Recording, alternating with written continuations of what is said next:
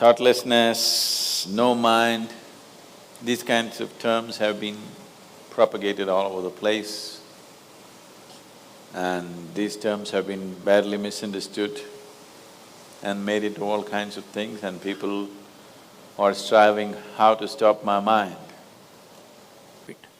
You tell them you meditate, they say, but Sadhguru, I'm not able to stop my mind. I said that will happen only after you stop your kidneys, liver, heart. You stop all these things, then the mind will also stop. Do you want it to stop? No. Then why do you want the mind to stop? Why do you have such a horrible prejudice against the mind? You don't mind if your heart is beating, you can meditate. You don't mind if your liver is working, you can meditate. Your kidneys are functioning, you can meditate. If your brain functions, you can't meditate, what is the problem?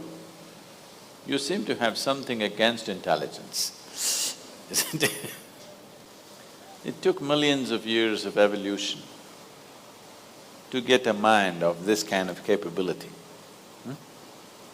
isn't it? Millions of years of tremendous amount of nature's work that today you have a mind of this kind of scope. And now you want to stop it. Why is it that you want to stop it? If your mind was constantly producing absolute pleasantness for you, would you think how to stop this mind? Would you? No. It's producing a lot of unpleasantness. That's why you're thinking of how to stop the mind.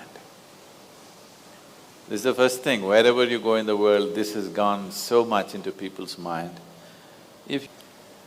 This is the conspiracy of the stupid against human intelligence, that to meditate means your brain must be frozen. No. You don't have to freeze your brain. We were looking at this yesterday itself. We will initiate you into Shambhavi. It's a simple process. There are many ways to do it, this is one simple way. But it's a powerful process. If you sit here, you will see your body is here, your mind is somewhere, who you are is somewhere else. Once there is a space between you and the mind, then what the mind is not doing, what the mind is doing is not even an issue. So once there's a distance between you and your mind's activity, mind is not a problem. Mind is a miracle, it is not a problem. And anyway, if thoughts are going continuously, if you're having a mental diarrhea, obviously you ate some bad food, isn't it? Yes. If you're having a physical diarrhea, you ate some bad food, isn't it?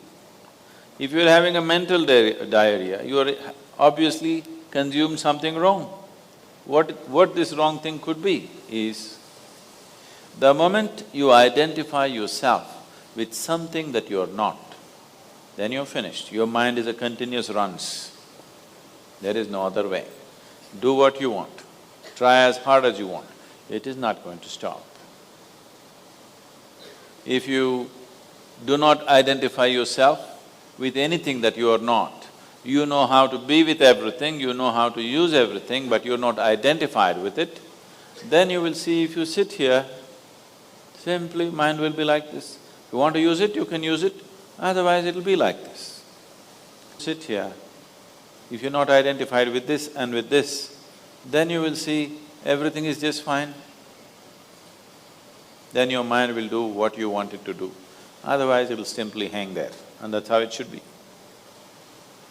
Mind should not be telling its own stories all the time. It should tell the story that you want it to tell, isn't it? Otherwise it's quite a nuisance. You need to understand this. Why your mind is going on with uncontrollable, endless thought is, you're identified with things that you're not. The moment you get identified with something that you are not, then mind is non-stop activity. You're identified with too many things and you're trying to stop your mind, I'm telling you, if you try for 1,000,000 years, it's not going to happen. It cannot happen. If you take away your wrong identifications, then you will see this moment, mind will be just like a mirror, not saying anything, just reflecting everything. That's how mind should be. Your mind as a mechanism works best only when there is clarity in it, isn't it? Isn't it so?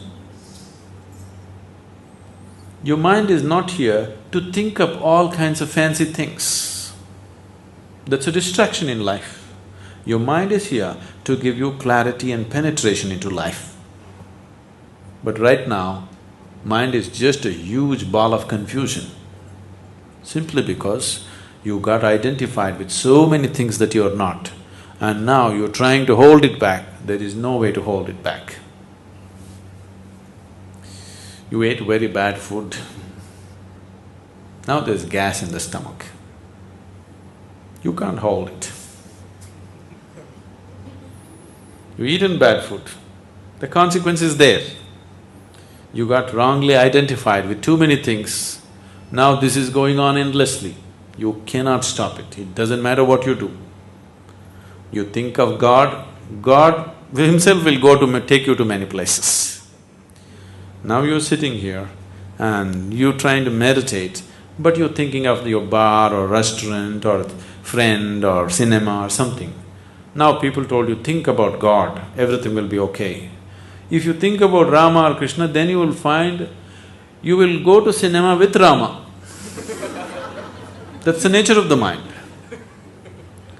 Rama himself will take you to the bar, Rama himself will take you to the restaurant. You can't stop it. Because you gotten yourself identified with things that you're not. No way to stop it. So what's being done here is not about controlling your mind, to bring an awareness as to what you're not.